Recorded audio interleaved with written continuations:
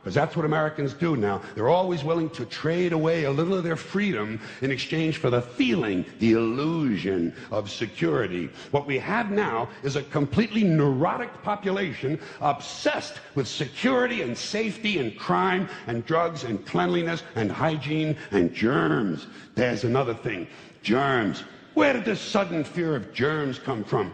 In this country. Have you noticed this? The media constantly running stories about all the latest infections, salmonella, E. coli, hantavirus, bird flu, and Americans they panic easily, so now everybody's running around scrubbing this and spraying that and overcooking their food and repeatedly washing their hands, trying to avoid all contact with germs. It's ridiculous, and it goes to ridiculous lengths. In prisons, before they give you a lethal injection, they swab your arm with alcohol. It's true. It's true. It's true. Well, they don't want you to get an infection. And you can see their point. Wouldn't want some guy to go to hell and be sick. It would take a lot of the sportsmanship out of the whole execution. Fear of germs, why these...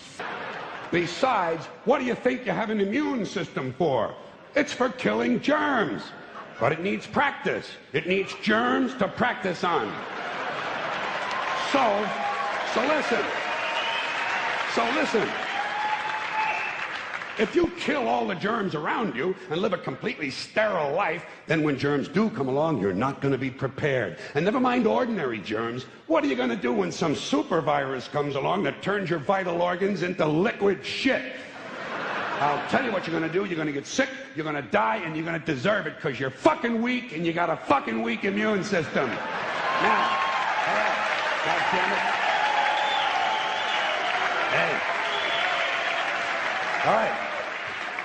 Let me tell you a true story about immunization, okay? When I was a little boy in New York City in the 1940s, we swam in the Hudson River, and it was filled with raw sewage, okay? We swam in raw sewage, you know, to cool off. And at that time, the big fear was polio. Thousands of kids died from polio every year. But you know something? In my neighborhood, no one ever got polio. No one, ever. You know why? Because we swam in raw sewage. It strengthened our immune systems. The polio never had a prayer. We were tempered in raw shit. And you know something? In spite of all that so-called risky behavior, I never get infections. I don't get them. I don't get colds. I don't get flu. I don't get headaches. I don't get upset stomachs. And you know why? Because I got a good, strong immune system, and it gets a lot of practice.